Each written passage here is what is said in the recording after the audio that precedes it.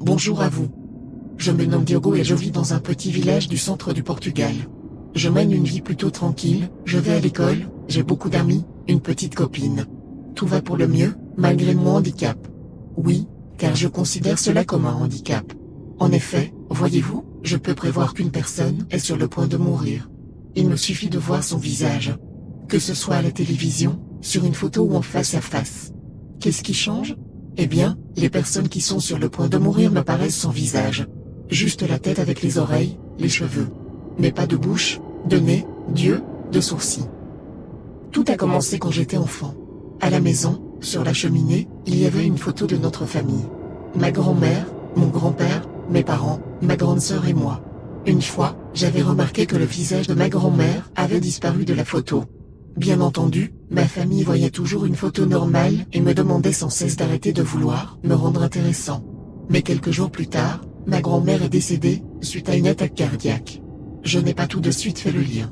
Et mes parents non plus, il faut dire qu'elle n'était plus toute jeune. Puis, ça a été le tour de mon grand-père. Pareil, le visage avait disparu de la photo. J'ai de nouveau attiré l'attention de mes parents sur ce fait, ce qui m'a valu une nouvelle dispute avec eux. Mais les faits étaient là. Quelques jours plus tard, mon grand-père s'est éteint, victime d'un AVC. Cette fois, mes parents ne pouvaient plus ne pas me croire. Ils m'ont demandé de ne jamais en parler à personne. Ils considéraient cela comme une malédiction et cela aurait pu m'attirer des problèmes. Prévoir la mort de quelqu'un attire forcément les soupçons si cela s'avère vrai.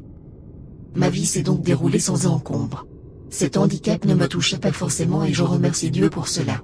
Je rencontrais des gens sans visage dans la rue, j'en trouvais à la télé.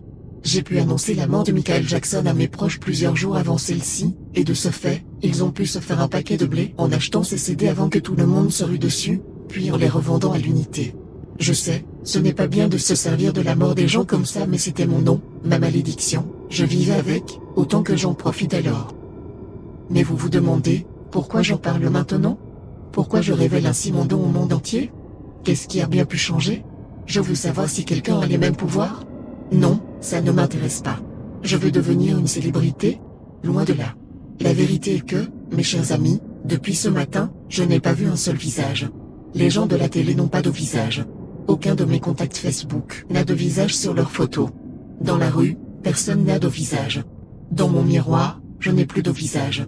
Je ne sais pas ce qui va se passer mais je vous conseille de vivre vos derniers jours, comme vous n'avez jamais vécu.